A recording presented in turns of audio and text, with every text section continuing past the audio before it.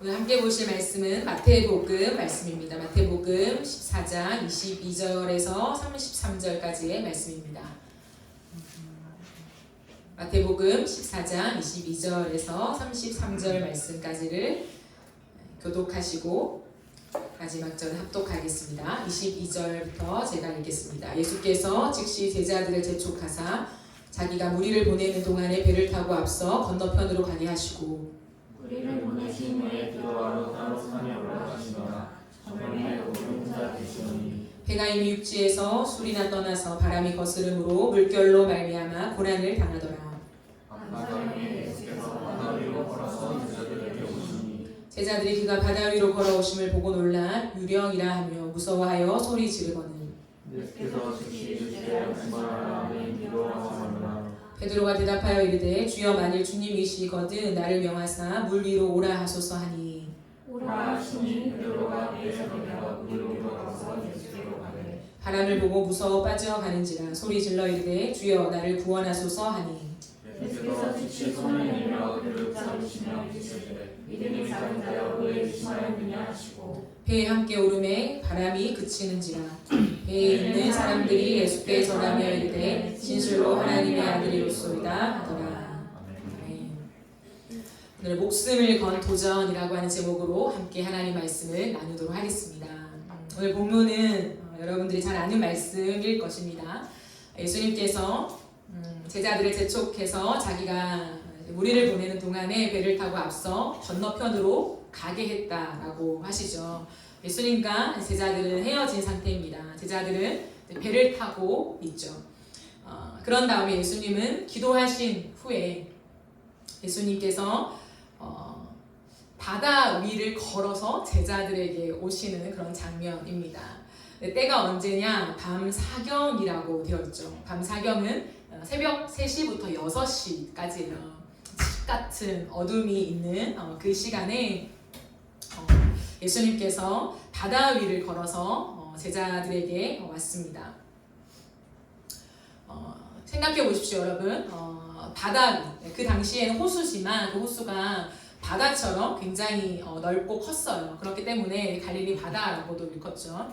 네, 그 바다 가운데에 그 칠흑 같은 밤에 풍랑까지 불었다고 되어 있습니다. 물결이 일랑이는 거죠. 근데 그 상태에서 사람이 잘 보이지도 않는 상태에서 누군가가 자신을 향해서 무리를 걸어오는 장면입니다. 배에 타고 계시고 배에 타고 있고 제자들이 누군가가 저 앞에 있는 것을 보면서 제자들이 화들짝 놀라죠. 그래서 유령이다 하고 소리를 질러요. 당연한 거겠죠. 보이지도 않는 건데 어떤 사람 형체가 자신들을 향해서 오고 있으니 얼마나 놀랬겠습니까? 그래서 유령이다 하고 너무 놀라서 이렇게 있으니까 예수님께서 그들에게 안심을 시켜주십니다. 너무 놀라지 마라, 두려워하지 마라, 나니까 안심해도 된다라고 주님 말씀하시죠. 여러분 그러면 된 것 아닙니까? 사실 배에 가만히 있으면 제자들은 이내 예수님께서 오실 거예요. 그런데 베드로가 갑자기 이런 얘기를 합니다. 주여 만일 주님이시거든 나를 명하사 물 위로 오라 하소서라고 합니다. 목숨을 건 도전이죠. 여차하여 죽는 거예요. 그 새벽 미명에 앞도 보이지 않는 그 바다에서 배 밖으로 나간다는 것은 죽음을 얘기하고 있다는 거죠. 그것도 풍랑까지 일고 있습니다. 절체절명의 위기 상황이라는 거죠. 그럼 베드로는 누구였습니까? 어부였죠. 베테랑 어부였던 베드로가 이 상황이 지금 위급한 상황인지를 모르고 있었을까요? 당연히 알았겠죠. 그런데 왜 베드로는 목숨을 건 도전을 하고 있을까요? 호기롭게 자신의 믿음을 증명하고 싶은 걸까요? 나도 무리를 걸을 수 있어. 예수님의 그 콜링이면 돼. 라고 하는 그런 마음이었을까요? 그건 아니었을 것입니다. 그 누구도 자신의 생명을 담보하면서 무언가 호기로운 일을 하진 않을 것입니다. 베드로의 말을 한 번 더 주목해 봅시다. 주여 만일 주님이시거든 이라고 말해요. 여러분 이게 어떠한 의미일까요? 주여 만일 주님이시거든. 당신이 정말 유령이 아니라 예수님이라면 그런 뜻일까요?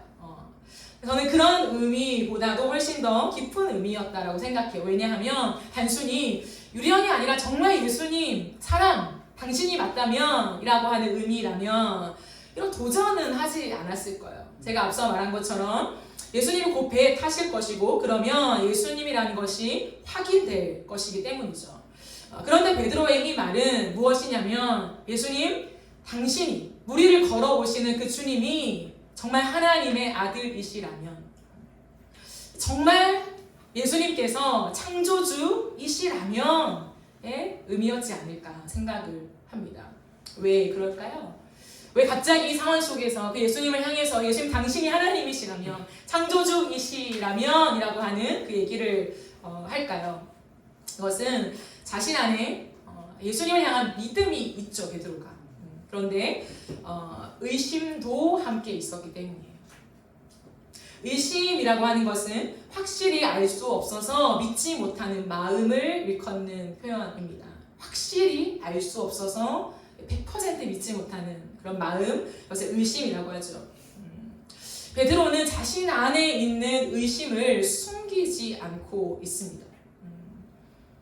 나는 100% 예수님을 향한 믿음을 가진 주님의 제자야 라고 얘기하고 있지 않고 믿음만 가지고 있는 채 하지 않다는 거죠. 자신 안에 있는 이 의심이 다루어지기를 원하고 있다는 거예요. 이 의심이 다루어져서 100%의 확신으로 가기를 기대하고 있다라고 하는 거예요. 여러분 생각해 보세요. 베드로에게 예수님이 누구셨을까요? 베드로에게 예수님은 누구셨을까요? 그저 자신이 너무 좋아서 따라다니는 스승 정도는 아니었을 것입니다. 그렇죠? 베드로는 자신의 인생에 위로를 주고 더 나은 삶의 혜택으로 안내하는 그런 존재로 예수님을 이해하고 있지 않습니다. 자신의 삶에 있어서 가장 중요한 자리에 예수님이 놓여져 계시다는 거죠. 내 인생의 가장 우선순위가 누구인가 라고 했을 때 단연 예수님이셨다라고 하는 거예요. 그런데 그렇게 그 예수님을 따르고 있지만 베드로가 심지어 배와 그물을 버려두고 삶의 모든 생계수단을 버려두고 예수님을 따르고 있지만, 정말 진지하게 내 삶을 다해 예수님을 따르고 있지만, 그리고 예수님과 함께 수많은 기적을 경험하고 있지만 여전히 자신 안에 부인할 수 없는 의심이 있었다라는 거죠. 예수님이 하나님의 아들이라고 믿습니다. 예수님을 하나님이라고 인정해요. 그런데 예수님과 함께 걸어가는 이 여정 속에 예수님만 따라가도 정말 괜찮을까? 내가 정말 배와 그물을 버려두고 예수님을 따라간 것이 잘한 일일까? 내 삶을 예수님께 올인해도 괜찮은 걸까? 라는 거죠. 왜 이런 질문이 떠올랐을까요? 왜 예수님이 옆에 계신데 함께 예수님과 함께 동고동락하며 한 걸음 한 걸음 매일의 일상들을 함께 공유하며 걸어가는데 베드로는 이 질문을 하고 있을까요? 예수님과 함께 걸어가는 그 삶 속에서요, 유대인 기득권자들과 예수님이 끝없이 부딪히는 것을 베드로는 봅니다. 아니, 예수님을 지지하고 예수님을 믿고 가고 있지만 또다시 어떠한 지점 속에 갔을 때에 이 세상의 힘을 가진, 권력을 가진, 이것이 맞다라고 옳다라고 여기는 수많은 흐름을 형성하는 그들이 예수님과 싸우고 있고 예수님과 같은 길을 걸을 수 없는 다른 걸음을 걷고 있는 지점들을 확인할 때마다 다시 한번 깊은 질문 앞에 서게 되는 거죠. 정말 예수님만 따라가는 것이 괜찮은 것일까라는 거예요. 세상의 소리가 베드로의 귀에 바람처럼 불어올 때에 베드로는 이내 기저에 깔려있던 의심을 확인하게 된다는 거죠. 마음 깊은 곳에서 이 질문이 자신을 괴롭히는 적들을 경험하곤 합니다. 그런데 그런 베드로는 자신의 그 마음 앞에 솔직해지기를 원했다라는 거예요. 저는 이것이 베드로의 아주 큰 장점이라고 생각해요. 솔직함. 그냥 나는 예수님을 따르고 있으니까, 제자니까 나는 예수님을 100% 믿어 라고 하지 않고 자신 안에 있는, 기저에 있는 이 작은 의심이지만 이 마음을 솔직하게 꺼내기를 원했다는 거죠. 그리고 이것을 해결하고 싶은 마음이 있었습니다. 그 깊은 괴로움, 무언가 예수님과 함께 동행하는 길을 멈출 만큼, 돌이킬 만큼 큰 건 아니에요. 하지만 함께 가면서 한쪽 구석에, 저 깊은 곳에 이 질문이 맴도는 것을 베드로는 인지하고 있었다는 거죠. 숨기지 않았어요. 그런데 그 순간에 이 밤사경에 예수께서 물 위를 걸어오시는, 사람이 할 수 없는 그 일들을 예수님이 하시는 것들을 보면서 툭 하고 튀어나온 거예요. 예수님을 향해 참을 수 없는 질문들이 터져나오게 된 거죠. 당신이 정말 주님이시라며, 정말 내 인생을 다 바쳐도 될 만큼 창조주 하나님 맞으시다면 나로 말미암아 이 바다 위를 걸어가게 하십시오. 목숨을 건 도전이죠. 그러므로 이것은 즉흥적인 질문이 아니에요. 단순히 호기로운 질문, 요청이 아니었다라고 하는 거죠. 자기 안에 있는 이 깊은 의심을 거두고 싶었던 예수님을 향한 진정성의 발현입니다. 발현. 목숨은 하나뿐이죠. 목숨이 두 개인 사람은 없습니다. 그 어떤 사람도 목숨을 걸고 장난칠 사람은 없다라고 하는 거죠. 무언가를 확인하기 위해서 내 생명을 걸 사람은 이 땅에 아무도 없습니다. 목숨 앞에 호기를 부릴 사람은 아무도 없다라는 거죠. 목숨을 건다라고 하는 것은, 하나뿐인 목숨을 건다라고 하는 것은 진정성을 말해줍니다. 내 인생 일대의 가장 중요한 지점이라는 것을 드러내주는 것이죠. 베드로에게 예수님이 누구신가? 내 삶을 다해 정말 따라도 괜찮은 분인가에 대한 확신, 이 확신은 베드로의 인생의 가장 중요한 문제였다라는 거예요. 왜냐하면 실제로 베드로는 자신의 배와 그물을 버려두고 예수를 따르고 있기 때문이라는 거예요. 따를까 말까의 문제가 아니에요. 이미 따르고 있었다는 거예요. 그렇기 때문에 베드로의 이 도전은 진정성을 담보로 할 수밖에 없었다는 거예요. 나에게 예수 그리스도, 그냥 종교가 아니라 뭔가 더 나은 혜택과 삶의 풍요를 주는 어떤 존재가 아니라 내 삶을 전부 걸 그 존재 라고 하는 그 진정성을 담보로 해서 자기 안에 있는 의심을 지우고 싶었던 베드로의 마음이었다는 거예요. 이 베드로의 마음을 아셨을까요? 예수님은 베드로의 도전 앞에 오라고 하십니다. Come. 예수님도 참, 그쵸? 그 바다 위에. 여러분, 이것은 누군가가 그냥 재미삼아 쓴 글이 아니잖아요. 팩트라는 거예요.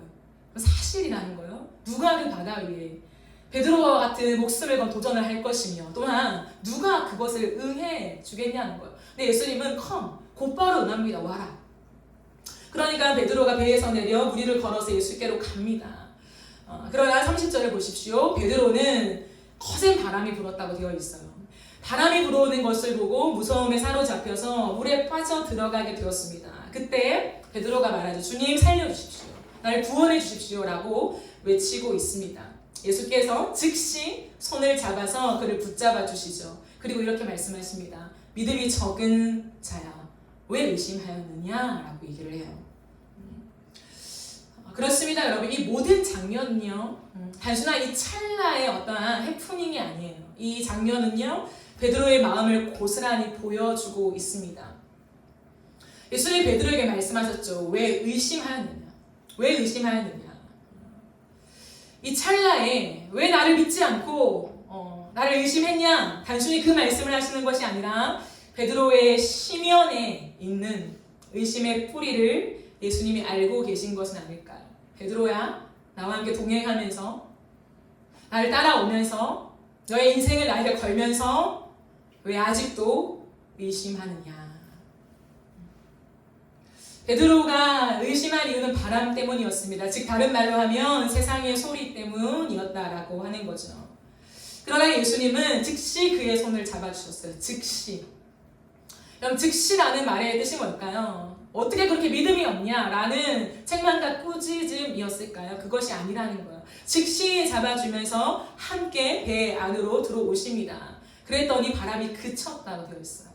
무엇을 말해줄까요? 그 바람마저 다스리는 분이 예수님이심을 드러내 보인 거죠. 수많은 소리 때문에 흔들리지만 나는 이 세상의 유일한 창조주요 구원자로 있는 예수다라고 하는 것을 드러내십니다. 예수와 함께할 때 모든 것이 고요해지죠. 그럼 이 베드로의 이야기가 우리의 이야기이진 않습니까? 예수님을 믿고 예수님을 따라가지만 우리의 심연에 깊은 마음에 여전한 의심이 존재하진 않습니까? 예수님을 하나님으로 못 믿는다는 이야기보다도 정말 예수님만 따라가도 괜찮을지에 대한 끝없는 질문인 거죠. 정말 내 인생을 예수님께 올인해도 될 것인가? 아니 올인할 수 있을까? 이런 거죠.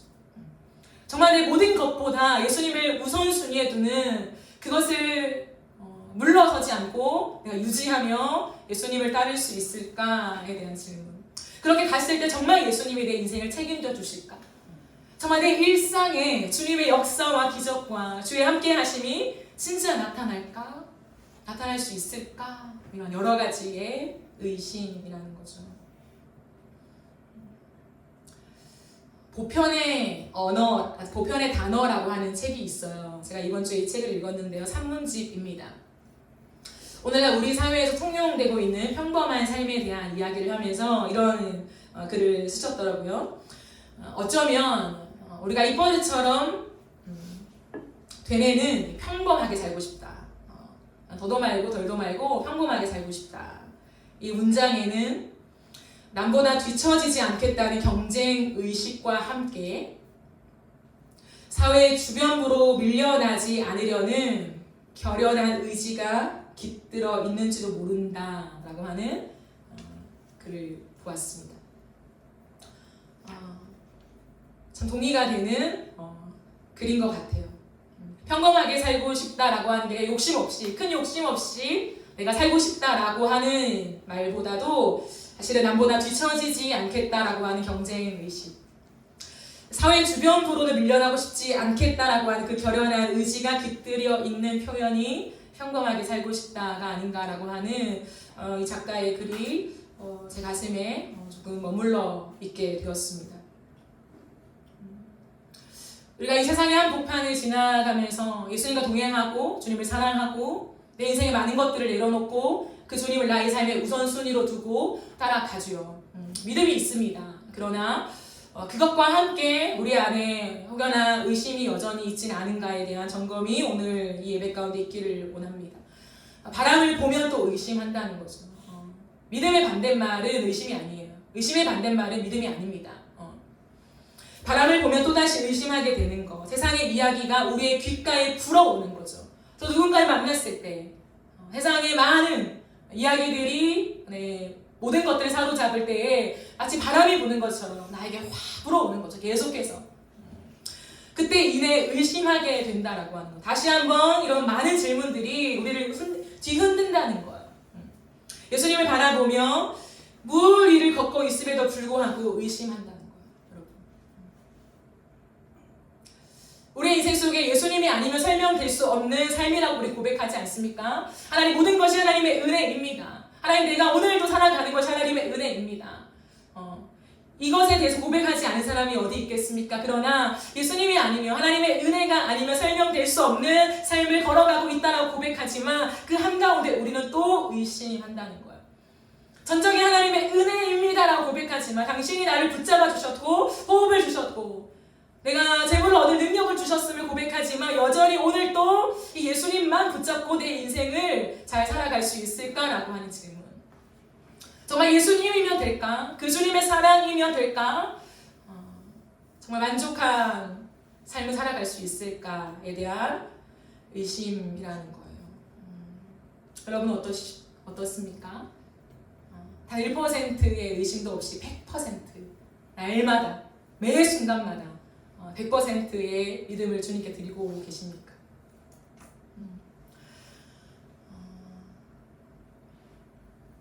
우리는 의심에 대해서 두려워하는 것 같아요. 교회 안에 깊이 들어와 있으면 있을수록 때로는 신앙에 많은 연수가 쌓이면 쌓일수록 의심을 굉장히 두려워합니다. 그러나 제가 말씀드렸듯이 의심이 믿음의 부재를 의미하는 것만은 아니에요. 의심이 있다? 나 믿음이 없구나. 이렇게 공식화될 수 있는 것이 아니라고 하는 거죠. 왜냐하면 우리 안에 의심과 믿음이 함께 공존할 때도 있다라고 하는 거죠. 의심의 그림자가 있다고 해서 나는 믿음이 없어, 저 사람은 믿음이 없어 라고 단정 지을 수 없습니다. 의심이 있음에도 불구하고 우리가 주님 앞에 나올 수 있다면, 간절함이 있다면 주님은 그 씨앗을 훨씬 더 귀중하게 보신다는 거죠. 그러므로 의심이라는 것은 무엇이냐면 감추고 아니야 나 내 안에 의심이 없어 그럴 리가 없어 라고 감추는 것이 아니라 의심은 도움을 받아야 할 일이라는 거죠. 때로 누군가는 난 100% 믿음은 없어 난 때로는 의심해 당당해야 할 일이 아니라 이것은 도움을 받아야 할 일이라고 하는 거죠. 우리 하나님 앞에 함께 이 신앙의 경주를 뛰어가면서 달려가면서 다루어져야 되는 부분이 의심의 영역이라고 하는 것을 여러분들이 이해하시면 좋겠습니다. 이 과정을 통해서 주님이 우리의 고백의 순도를 높이십니다. 단순한 입술의 고백과 찬양이 아니라 삶에서 이 세상의 이야기와 세상의 성공담, 세상의 가치, 이 흐름의 바람이 부는 한 목판에서 우리는 주님께만 두 손을 들게 만드신다라는 거죠. 어떤 두 손이요? 베드로처럼 주님, 날 도와주세요. 바닷가에 빠진 베드로가 허우적거리며 주님, 날 구원하소서라고 말하는 것은요, 엄청난 고백을 끌어내시는 거죠. 우리 예수님 한 분께만 무릎을 꿇게 되는 일들이 일어나야 합니다. 예수님, 당신은 참으로 하나님의 아들이십니다. 베드로의 그 호기롭게 보이는 그러나 사실상 진정성을 다한 목숨을 건 그 도전이 있었기 때문에 배에 탄 제자들 함께 무엇이라 고백했습니까? 무릎을 꿇고 그 주님 앞에 당신 하나님의 아들입니다 고백했지 않겠습니까? 여러분 보십시오. 그 사건이 없었다면 그냥 유령처럼 보이는 그 예수님이 터벅터벅 무리를 걸어오시다가 배에 강도했다면 갑자기 엎드려서 당신은 하나님의 아들입니다 라는 고백이 나왔을까요? 저는 그렇지 않다고 생각합니다.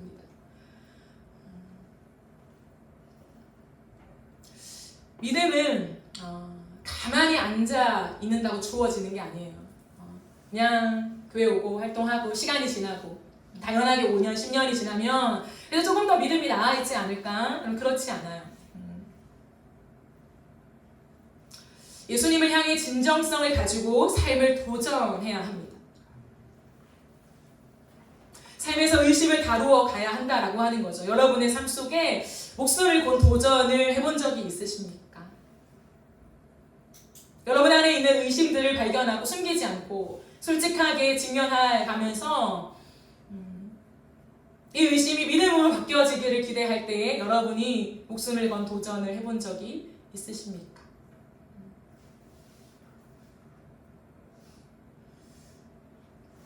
우리의 인생 속에요. 안전지대를 벗어나는 행동을 때로는 할 수 있어야 돼요. 안전지대는 너무 중요합니다.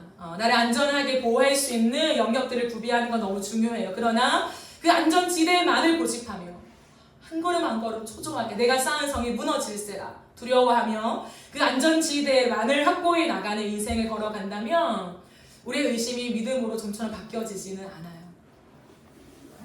때로는 안전지대를 박차고 나와서 우리가 한 발짝 정말 베드로처럼 내 인생이 때로는 무너지는 한이 있더라도 나에게 어떤 큰 타격이 있더라도 하나님을 향하여서 한 걸음을 떼는 그 믿음의 도전이 우리 안에 있어야 한다라고 하는 거죠. 여러분에게 그 도전이 있으십니까?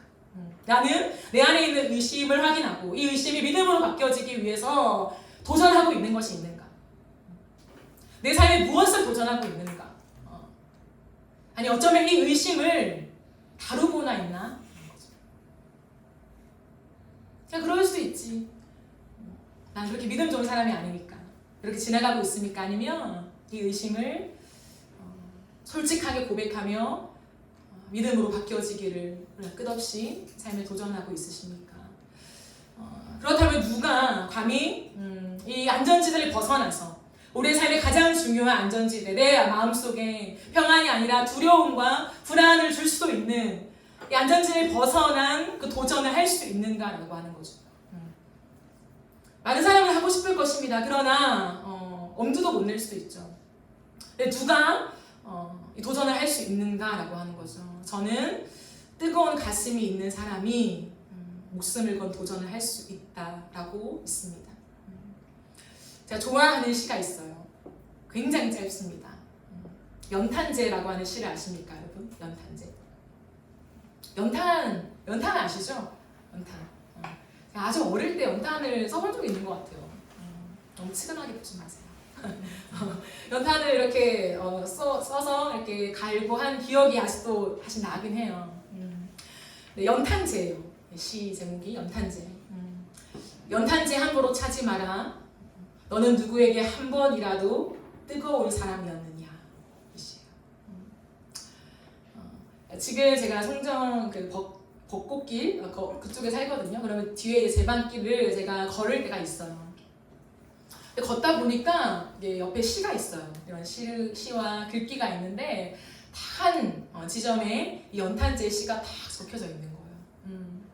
제가 한동안 머물러서 이 시를 많이 들여다봤습니다. 그리고 걸을 때마다 그 시가 있는 그 지점에 머물러서 다시 한번 보고 또 보고 이 시가 참 좋더라고요. 너무 짧은 시인데 인생의 많은 것들을 알려주는 것 같아요. 연탄재 함부로 차지 마라. 너는 누구에게 한 번이라도 뜨거운 사람이었느냐. 가슴이 뜨거운 사람. 누군가에게 뜨거운 사람이 되어 본 적이 있으십니까? 우리의 신앙을 걸어갈 때에 하나님을 향해서 예수 그리스도를 향해서 여러분의 가슴이 뜨거워서 그 주님을 향한 그 믿음을 고백하고 싶고 내가 조금 더 순도 높은 이 의심을 떨치고 순도 높은 100%의 그 믿음으로 주님께 드리고 싶다라고 하는 뜨거운 가슴을 가지고 있으십니까? 뜨거운 가슴은 진정성에 대한 확증입니다. 그냥 단순히 그 사람은 뜨거운 사람이야. 어떤 체질을 말하는 것이 아니라 진정성. 내 안에 정말 진정성. 이게 정말 중요하다라고 하면요. 열을 내게 되어 있어요. 가슴이 뜨거워진다는 거죠. 그 일은요. 밤을 새워서라도 할 수 있어요. 잠을 좀 못 자도요. 열정이 생기죠. 그게 진정성의 확증입니다. 그럼 가슴이 뜨거워야 돼요. 여러분 가슴이 뜨거우십니까? 예수님을 생각할 때, 여러분 믿음을 고민할 때 가슴이 뜨거우십니까? 몸이 건조하면 안 돼요. 차가운 이성만 있으면 하나님을 좀처럼 만날 수가 없습니다. 왜냐하면 하나님을 우리의 이성 안에 담을 수 없기 때문입니다. 다 담을 수가 없기 때문이죠. 머리로 이해해서 내가 하나님을 믿겠다라고 생각하는 사람만큼 어리석은 사람은 없습니다. 내 머리로 다 이해되고 내가 다 납득이 되며 그 지점만큼 하나님을 믿겠다. 굉장히 어리석은 사람이라는 거죠. 이것은 마치 세상에서 가장 절절한 사랑을 내가 이성으로 하겠소, 머리로 하겠소 라고 하는 것과 마찬가지라는 거예요. 여러분 이게 가능합니까? 절절한 사랑을 계획으로 됩니까? 치밀한 계획으로 이 사람을 이렇게 해가지고 이 사람 마음을 얻고 이 사람과 정말 깊은 사랑을 누려서 평생에 불타는 사랑을 해야지 그렇게 됩니까? 그렇게 되는 게 아니에요. 뜨거운 가슴이 있을 때에 절절한 사랑이 이어져 가는 것이죠. 베드로는 예수님을 향하여 뜨거운 가슴이 있었던 사람입니다. 진정성이 있었어요. 어린 나이도 아닌데 배와 그물을 버리고 예수님을 쫓았다. 말을 다 한 거죠, 여러분. 사실. 그런데도 베드로는요. 끝없이 자신의 마음을 들여다보았다. 되게 중요한 포인트예요. 아직 배와 그물을 버리지 못했으면 훨씬 더 이 질문과 이 의심의 고민, 이 고뇌가 좀 이해가 될 수 있어요. 아직 자기의 인생을 바꿀 만한 무언가 변화가 없었으니까. 그러나 베드로는 이미 예수님을 따를 때부터 자신의 가장 중요한 인생을 지탱하고 있는 생계수단인 배와 그물을 버려두고 예수님을 따르고 있었다는 거죠. 그러나 그 따름으로 만족하지 않았어요. 난 예수님을 따르고 있으니까, 난 믿음을 가지고 있으니까, 예수님이 항상 내 옆에 계시니까 너로 만족하는 것이 아니라 보이지 않는 자신의 마음을 끝없이 들여다보며 점검해 갔다는 거죠. 손바닥 뒤집듯이 때론 뒤집어지는 내 마음의 상태. 예수님을 향하여서 예수님이 모르지만, 예수님에게 말하지 않았지만 뒤에 숨어서 내 안에 올라오는 이 많은 질문들, 정말 저분을 따라가도 괜찮나? 에 대한 것들에 대한 그 고민, 그 진정성이죠. 계속해서 도전해 갔다라고 하는 거죠. 예수님을 따른다고 해서 자신을 믿지 않았습니다. 자신 안에 있는 의심을 인정하고 드러내고 다루어 갔습니다. 목숨을 건 도전이라고 하는 거죠. 사랑하는 여러분, 우리는 이 세상의 한복판을 살아가면서 너무 바쁜 인생을 살아가요. 맞아요. 하지만 안 바쁜 날은 없습니다. 문제는 뭐냐면 바쁜 것을 우리가 정말 치열하게 이 땅을 살아가는 것을 존중하지 않는 것이 아니라 지금 우리가 21세기를 살아가는 동안 우리가 20대, 30대, 40대 우리의 인생에 무언가 기반을 다지는 이 지점들을 지나가는 동안에 바쁘지 않은 날은 없다는 거죠. 하루 이틀 조금의 여유는 있을 수 있겠지만 우리의 인생을 관통하는 뭔가 쉼, 여유로움, 충분히 사색할 만한 그런 시간들 확보되지 않을 거예요. 그렇다면 우리가 이 인생을 지나갈 때 중요한 건 뭐냐면 이렇게 바쁘고 치열한 인생 속에 이것이 나를 정말 잠식시키고 무언가를 사로잡혀가는 여기에 내가 완전 딸려갈 것 같은 이 세상의 한복판 오늘 하루의 일상 속에서 우리는 무엇을 붙잡고 갈 것인가 하는 거예요. 아침에 일어나서 정신없이 내게 주어진 스케줄을 따라 살아가는데 급급하고 또 돌아와서 피곤한 육신을 쉬게 하는데 자고 또 아침에 일어나서 그 끝없는 반복을 우리는 갈 것인가? 루틴을 이어갈 것인가? 아니면 끝없는 내 루틴을 이해하고 바쁘고 정신없는 내 일상을 받아들이고 근데 이 바쁜 정신없는 일상의 한가운데서 나는 과연 무엇을 바라보고 갈 것인가에 대한 깊은 진정성 있는 고민을 할 것인가의 기로에 우리는 서야 한다라는 거예요. 나는 왜 바쁜가? 나는 왜 항상 스케줄에 치여 살아가는가? 왜 이것들을 뛰어넘기에 나는 급급한 인생을 살아가는가? 정말 그것으로 나는 괜찮은가에 대한 것들에 대한 점검이 필요한 거죠. 하나님을 향해서 베드로와 같은 목숨을 건 도전을 한 번도 해본 적이 없다면 여러분 이 밤에 하나님 앞에 기도해 보십시오. 내가 정말 예수님을 따르고 있지만 그 예수님이 나에게 누구신가? 예수님이 몰라서 누구신가에 고민을 한 게 아닐 것입니다. 베드로는. 그러나 끝없이 자신을 향해 예수님이 누구지? 나에게 예수님이 누구지? 그 고민을 해갔다라고 하는 거예요. 여러분 가만히 있으면 아무 일도 일어나지 않습니다. 믿음은 도전하는 것이죠. 도전할 때 의심이 믿음으로 전환됩니다. 아니 어느 순간 저에게 찾아오세요로 되는 문제가 아니라는 거죠. 그리고 의심이 믿음으로 전환될 때에 성경은 우리에게 분명히 말합니다. 그 믿음은 세상이 감당하지 못할 믿음이라는 거예요. 여러분 우리가 세상을 정복해 나가는 것이라는 거죠. 우리가 우리의 정확한 인생의 목적과 가치를 가지고 내 삶을 끌고 가는 것이지 내 정해진 스케줄을 따라 내가 딸려가는 인생이 결코 아니라는 걸 주님 말씀하십니다. 다스리고 정복하라라는 명령을 우리에게 주셨어요. 딸려가는 인생이 아니라 다스림을 받는 인생이 아니라 하나님의 자녀들이요 내 형상과 모양을 닮아 지음받은 하나님의 사람들이요 예수 그리스도 안에서 우리의 정체성을 다시 확인하고 다스리는 인생을 살아라. 우리의 인생을 주도하는 인생을 살라라고 주님 말씀하셨다는 거예요. 근데 대부분의 사람들은 끌려가는 인생을 삽니다. 시간 안에, 하루 일정 안에, 한 달치에 내가 해야 될 업무 안에, 끝없이 나를 부르는 사람들과의 관계 안에 그런데 끌려다니는 인생을 살아간다는 거죠.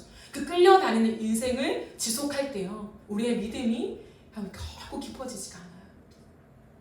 도전해야 한다는 거. 여러분의 인생의 많은 결정 속에서 그래 옆집 사람은 어떻게 했대? 너희 친구는 어떻게 했대? 그 정보를 수집하는 거는 필요하죠. 하지만 그것이 기준이 되어 선택하는 것이 아니라 여러분의 중요한 인생의 선택 앞에서 내가 하나님 앞에 어떠한 마음을 가지고 어떠한 동기를 가지고 지금 이것을 결정하려고 하는가에 대한 추적이 필요해요. 베드로처럼 여전한 의심이 있다면 그래도 내가 내 인생에 무언가를 만들어 놔야 되지 않겠어? 그 어떤 바람이 불어서 그 바람 속에 내가 움직이려는 선택이라면 하나님 앞에 다시 한번 그것들을 내려놓고 베드로와 같은 목숨을 건 도전이 필요하다는 거예요. 때로는 실패하더라도 하나님 앞에서 끝없이 그 도전들이 우리 안에 있어야 합니다. 그래야 그 어떤 세상 물결에도 휩쓸리지 않는 믿음이 형성돼요. 언제까지 우리가 달려갈 것입니까? 언제까지 우리가 휩쓸려 갈 것입니까? 언제까지 우리가 돌아볼 때 또 하나님을 놓치고 살았습니다. 또 하나님을 완전히 잊고 살았습니다. 우리가 언제까지 계속해서 그 고백만 할 것입니까? 우리는 실패할 수밖에 없어요. 하지만 계속되는 실패만 있는 것이 아니라 또다시 우리의 믿음을 하나님 앞에 드러내며 세상의 중심에 서서 세상의 물결을 이끄는 우리의 사람들이 되어야 한다는 거죠. 거기에서 우리의 비전이 나오는 것입니다. 이 하나님을 등지고 살아가는 세상의 한복판에서 나는 어떻게 하나님을 드러낼 것인가? 삶의 한 자락이라도 그 지점이라도 내가 어떻게 이 영역 속에 하나님의 영광을 드러낼 것인가에 대한 고민을 하고요. 삶을 맡겨요 거기에. 그러지 않으면 내 삶을 지키기에 바빠요. 내 월급을 지키기에 바쁩니다. 아무런 결정을 못한다는 거죠. 주님 분명히 말씀하십니다. 세상을 이기는 승리가 여기 있으니 우리의 믿음이라. 세상을 이길 수 있다고 말씀하세요. 예수 그리스도로 구원받은 사람들은 세상을 이기는 사람들이에요. 세상의 한가운데서 예수 그리스도의 그 십자가를 꽂으며 하나님의 영광을 드러낼 수 있는 사람들이라고 우리에게 분명하게 말씀해 주신다는 거예요. 그런데 우리는 여전히 다 메뚜기와 같아. 그 의식에 사로잡혀 있어요. 거대한 그 가나안 땅에서 우리가 뭘 할 수 있겠어? 거대한 이 세상의 한복판에서 나 같은 사람이 뭘 할 수 있겠어라는 메뚜기 의식 속에 생존 경쟁에만 우리가 뛰어든다는 거예요. 살아남자. 이 세상은 그 무엇보다 힘든 시대예요. 젊은이들이 정말 살아가는 것이 힘들다라고 말합니다. 그 힘든 삶을 몰라서 얘기하는 것이 아니라는 거예요. 더 이상 물러설 수 없다는 거죠. 힘든 걸 알죠. 우리의 마음이 어려운 걸 알죠. 뭘 도전해야 될지 모르는 이 세상의 막막한 바위와 같은 현실을 걸어간다는 것은 압니다. 그러나 그리스도인은 그 정도로 물러설 사람들이 아니라는 거예요. 월급이 너무 중요하죠. 내가 받는 돈 너무 중요하죠. 중요하지 않다는 것이 아니라 중요하지만 더 중요한 가치가 분명히 있다는 거예요. 돈을 넘어서는 더 중요한 가치가 반드시 있다라고 하는 거죠. 그것을 보여주는 인생이 되어야 해요. 그게 존재입니다. 존재. 제가 어제 우리 은솔 전사님을 잠깐 만났어요. 잠깐 만나서 이런저런 얘기를 하는데 우리 전사님이 지금 육아를 하고 있잖아요. 처음 경험해보는 이 육아를 하면서 여러 가지 어려움이 있을 수 있잖아요. 그 어려움 중에 하나가 아이를 키우는 시간들이 너무 길고 거기에 사실 많은 비중을 실어야 하는데 교회를 향해서 많은 것들을 하지 못하는 자신의 마음을 이렇게 자책하는, 아파하는 그런 마음들을 다시 한번 제가 확인할 때 그런 얘기를 해줬어요. 인어프의 가치가, 제가 추구하는 가치가 일이 아니잖아요. 일은 해야 되죠. 교회가 일을 해야 되지만 일을 최우선순위에 두는 건 아니에요. 그렇다면 존재이잖아요. 무언가 많은 에너지, 겉으로 보이게 많은 활동들, 프로젝트에 동참하지 못하고 함께 아이디어를 내서 빌드업하지 못하는 상황 속에 있더라도 제가 은솔 전사님을 보면서 생각한 건 뭐냐면 존재만으로 충분하다 생각이 들었어요. 단순한 위로를 하려고 하는 것이 아니라 제 깊은 중심의 마음이었어요. 왜 그러냐면 저와 여러분도 비슷하겠죠. 은솔 전사님을 볼 때 늘 확인하는 게 뭐냐면 하나님을 정말 뜨겁게 사랑한다. 뭘 해서, 뭘 찬양기도를 해서, 저처럼 설교를 해서 그런 게 아니라 그 존재 자체가 하나님을 정말 뜨겁게 사랑한다라고 하는 그 뜨거움이 우리 안에 전달되는 거죠. 근데 그 뜨거움이 전달되는 것만 해도 우리에게 너무나 큰 영향력이 된다는 거예요. 그럼 이것이 하나님이 우리에게 주시는 원리예요. 때로는 무언가 일을 통해서 하나님의 영광과 하나님의 모습을 드러내게 하지만 본연의 하나님의 의지는, 뜻은 뭐냐면 존재라는 거죠. 존재. 이 사람이 무언가를 해서 안 해서가 아니라 이 사람 자체가 풍기는 모습이 있다는 거예요. 근데 이 모습 속에 우리 영향을 받는다는 거예요. 그것이 우리 안에 가치로 인정되어지고 그 사람의 사람됨이 우리 안에 받아들여지는 것들로 형성되어져 갈 때요. 저는 이 세상의 많은 부분이 달라질 거라고 생각해요. 제가 늘 여러분께 말하잖아요. 바쁘고 업무를 잘 해내고 이 허들만을 자꾸 통과하는 학습을 우리가 계속해서 해나간다면 우리의 인생이 헉헉거리며 우리 안에 있는 무언가 미션을 해결하는 것만 계속 해나간다면 뭐냐면 우리의 시선 자체가요. 거기에 집중되어 있어요. 사람을 보면요. 저 사람 일 잘하네. 저 사람은 조금 느리네. 이게요 말로 표현하지 않아도 은연중에 내 속으로 돌아가요. 어떤 사람은 이렇네 저렇네 좀 빠르게 이렇게 할 수 있네. 사람을 볼 때도요 그 사람의 어떠함 자꾸 그걸로 그 사람을 평가하게 돼요. 평가하고 싶지 않지만 자연스럽게 되어가는 거. 왜 그럴까요? 하루 종일 내가 바쁜 일상에 정말 사로잡혀서 내가 떠밀려 가기 때문에 그래요. 세상이 붙잡고 있고 말하고 있고 외치고 있는 그 사고, 그 가치에 우리가 딸려가고 있기 때문이에요. 세상에 일을 잘해야 돼요. 능력이 좋아야 됩니다. 실력이 있어야 돼요. 성과가 거둬야 돼요. 그걸로 사람을 평가하는 시대입니다. 그걸로 우리가 가다 보면요 교회 안에서 누군가를 봤을 때 역시 성경 하나 던져주면 계획을 세우고 잘하네 그렇게 되는 거. 그 사람을 인정해주고 속으로.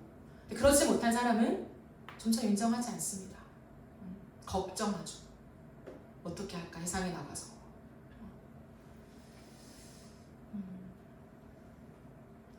세상의 한복판에 서는 우리의 인생 속에 바쁨에 걸려 넘어지면 안 된다는 거죠.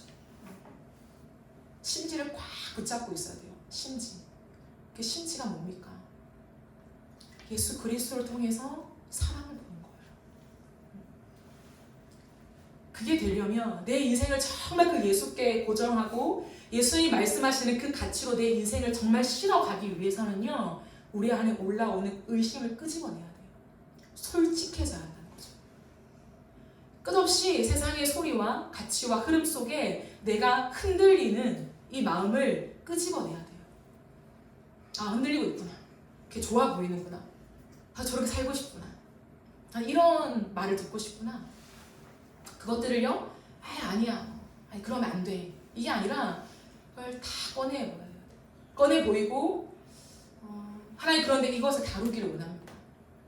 근데 이거 다루지 않고 어떻게 주리가 동행한다고 얘기합니까? 하나님 이거 내가 꺼내지 않고 어떻게 이 세상 한복판에서 내가 예수님이 정말 나를 위한 유일한 구원자요. 하나님 창조주라고 하는 이 고백을 내가 할 수 있습니까? 하나님 내 신앙이 하나님 내가 이렇게 반반짜리 인생으로 하나님 나는 가고 싶지가 않습니다. 라고 하는 그 깊은 마음을 가지고 하나님 앞에 도전하는 인생이 된다는 거예요. 그 선택 앞에 많은 것들이 부수적인 것들이 막 떠오르지만 결국에는 내 믿음을 증명해 보이는 다시 한번 믿음을 하나님 내가 주님 앞에 드러내는 것으로 선택을 하게 된다라는 거죠. 그 삶을 통과해야 합니다. 잘 보세요 여러분. 여러분의 인생을 다시 어떻게 가고 있나. 내 목숨을 건 도전? 목숨까지는 좀 너무 거창하면 내 안전지대를 좀 펜스를 좀 이렇게 내려놓는 허무는 그 정도의 결단을 해본 적이 있나 하나님 앞에.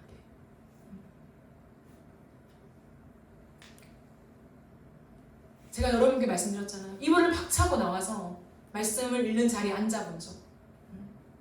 좀 더 자고 싶은데 30분 일찍 아니 10분이라도 일찍 이불을 박차고 주님 앞에 무릎 꿇을 수 있는 그 도전함이 있는가 내 삶에.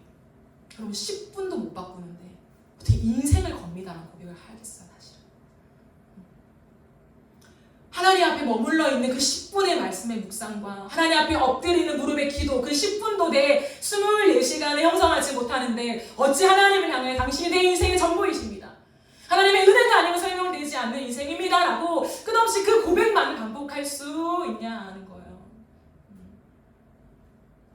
우리의 인생 속에 10분, 30분, 1시간 그리고 우리 인생에 정말 중요한 돈이 걸려있는 문제 내 삶에 조금 더 나은 형편이 걸려있는 그 문제 앞에서 믿음의 도전을 여러분 끝없이 해봐야 한다는 거예요. 그래야 세상의 한복판에서 많은 청년들을 이끌어가는 사람이 될 수 있어요.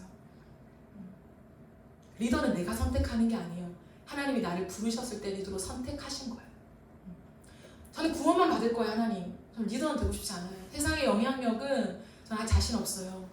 그건 내가 선택하는 게 아니라는 거예요. 하나님이 구원한 사람들을 통하여 먼저 구원한 사람들을 통하여 하나님의 영광을 드러내겠다고 약속하셨다는 거죠. 그렇다면 그 구원에 아멘했다면 내 존재 자체가 이제 영향력인 거예요. 영향력이에요. 나의 사정을 몰라도 누군가가 나를 봤을 때 교회 다니는 사람? 그 사람은 어떤 선택을 하지? 그 사람의 삶의 루틴이 뭐지? 하루 동안 어떻게 살아가지? 그걸 본다는 거죠. 그게 전도지예요. 그러므로 여러분, 의심은 감추면 안 되고 드러내고 그리고 공격해야 합니다. 끝없이.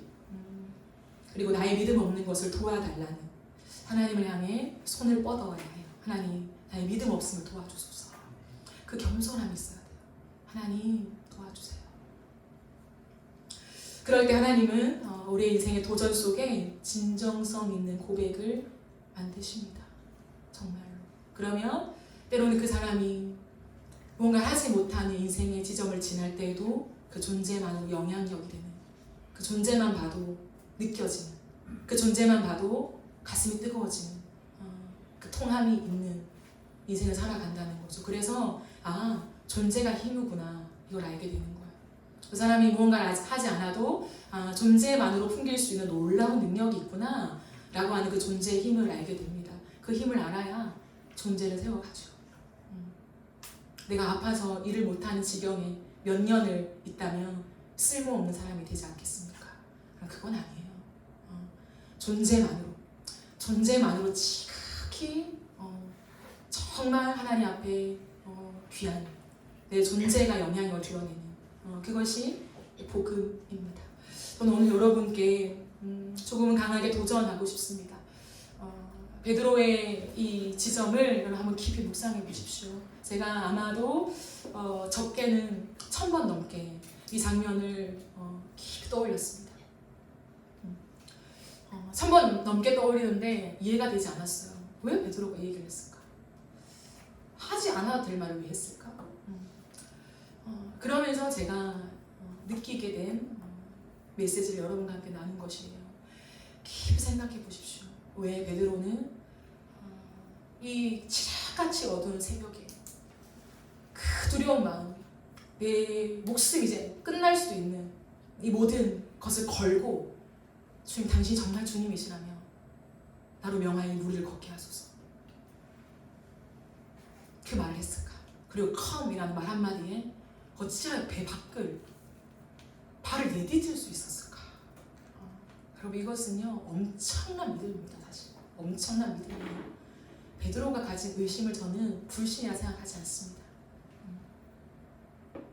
우리의 의심을 잘 다루세요, 하나님 앞에. 그리고 불신이라고 치부하고 묻혀놓고 아유 사람들한테 어떻게 꺼내나 라고 하지 말고 하나님 앞에 잘 가져간다면 이 의심이 더 단단한 믿음으로 우리를 성장하게 할 것입니다. 정말 여러분과 함께 가고 싶은 길은 우리의 바쁜 이 청춘의 시절 속에 정말 주가 중심이 된 인생, 내 삶에 정말 주님으로 정렬되는 인생, 내가 아무리 바빠도 정말 너무 바빠도 그렇기 때문에 내 우선순위가 더 또렷이 드러난 인생을 확인시켜주는 그 믿음, 여러분 그 믿음으로 저는 여러분을 도전하고 싶습니다. 그 믿음이 있어야 해요. 단번에 만들어지는 것이 아니라 끝없는 이 도전을 통하여서 만들어질 줄 믿습니다. 여러분 안에 멈춰 있지 말고 또 의심 때문에 자기를 너무 작게 여기지 마세요. 나는 믿음이 부족해, 나는 다른 사람에 비하면 너무 약해, 그렇게 자신을 너무 미약하게 보지 마시고 여러분 안에 오늘 이곳에 앉아있는 것 자체만으로, 제가 말했잖아요 아까 예배 드리기 전에 신앙 고백이라고요. 이 바쁜 시간에, 이 피곤한 이 시간에 여러분이 이 인어프 처치에 와서 이 예배에 앉아있는 사실만으로도 여러분이 엄청난 신앙 고백을 주님께 드리고 있는 거예요. 근데 이 신앙 고백을 가지고 내가 정말 하나님의 신앙 고백이 있다, 근데 내가 삶에서 여전히 의심하고 있는 것을 다시 확인하면서 하나님 앞에 더 깊은 순도 높은 그 믿음으로 우리가 나아가면 되는 거예요. 그러면 우리의 인생에 정렬됩니다. 여러분 믿음으로 살아져요.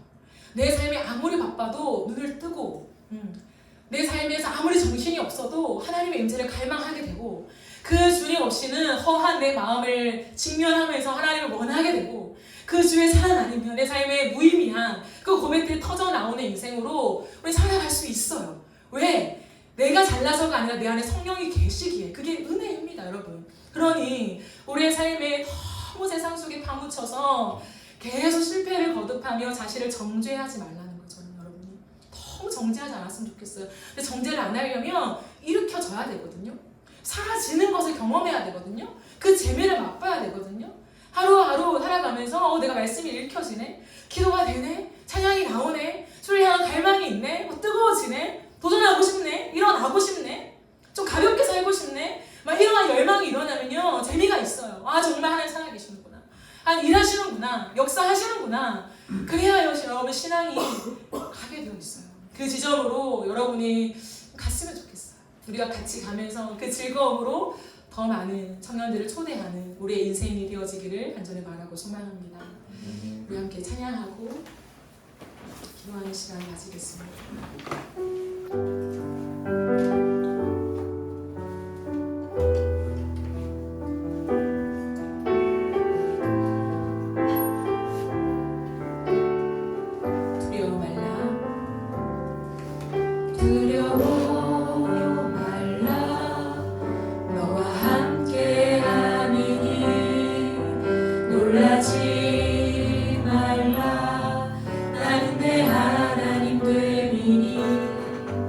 무서워 말라. 내가 널 도와주리니 너는 마음에 염려치 말라. 두려워 말라. 두려워 말라. 너와 함께 하리니 놀라지 말라.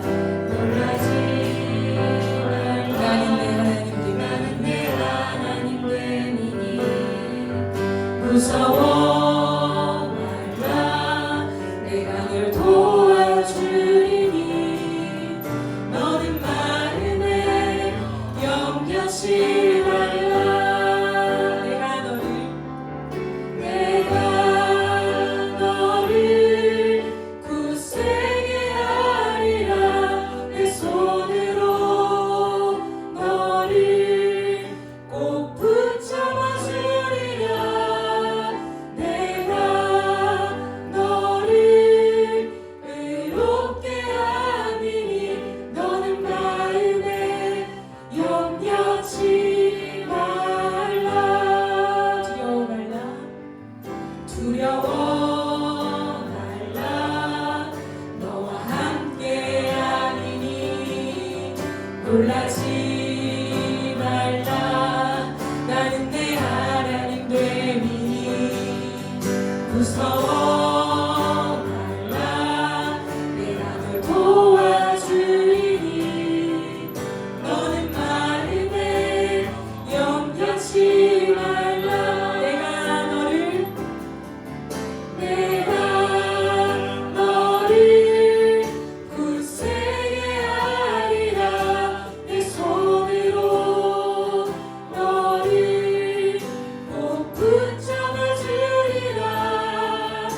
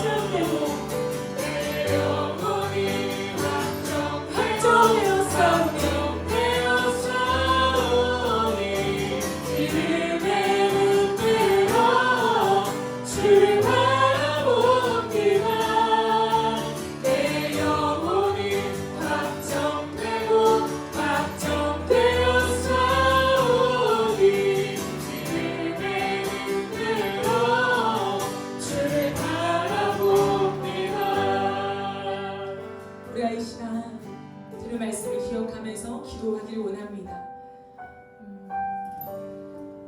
믿음이 견고한 건 참 축복입니다. 그런데 여러분, 우리가 이 시간들을 지나가면서 믿음이 있어야 돼. 전혀 의심하지 않고 막 믿음의 사람이 되어야만 해. 전 그건 아니라고 생각해요. 더 건강한 건 뭐냐면 우리 안에 있는 의심을 솔직하게 직면하고 그 의심을 다루어 감에 있다고 생각합니다. 그것을 덮어두거나 나는 원래 믿음이 별로인 사람이지 라고 지나쳐 간다면요, 하나님 기뻐하신 일이 아니에요. 하나님 우리에게 구원을 주실 때에 예수 그리스도의 생명에 그 은혜를 주실 때는요, 하나님이 하겠다는 거예요. 그렇다면 우리는 이 인생의 많은 지점들을 지나갈 때에 솔직하게 꺼내서 내 삶의 안전지대를 벗어나는 그 도전들을 통하여서 우리의 믿음을 끝없이 견고하게 해나가는 하나님과의 관계가 필요한 것이죠. 우리가 이 시간 기도하며 나아갈 때에 우리의 마음을 들여다봅시다. 하나님 앞에 요청합시다. 하나님, 내 안에 있는 의심을 솔직하게 꺼내며 이것들을 주님 앞에 충실하게 다루어 가기를 원합니다. 내 삶에 바쁘다고 여러 가지 일들이 있다고 하나님을 믿고 끝없이 우리가 앞만 보고 달려가는 인생이 아니라 정말 내 인생에 당신이 주인이시고 하나님이 정말 내 인생에 가장 중요한 존재가 맞다면 하나님 그 진정성을 담보로 한 도전을 하게 하여 주시옵소서. 내 오늘의 하루 속에서 하나님, 내가 그 10분도 내가 그 30분도 바꾸지 못한다면 하나님, 내 믿음을 정말 주님 앞에 믿음이라 말할 수 있습니까? 여러분, 이것은요 나만 할 수 있는 거잖아요. 누군가가 말하면 정죄지만 하나님 앞에 이런 도전이 있어야 되잖아요. 하나님, 내가 정말 믿는 거 맞습니까? 아니 정말 내가 주님을 나의 인생의 주인이라고 여기며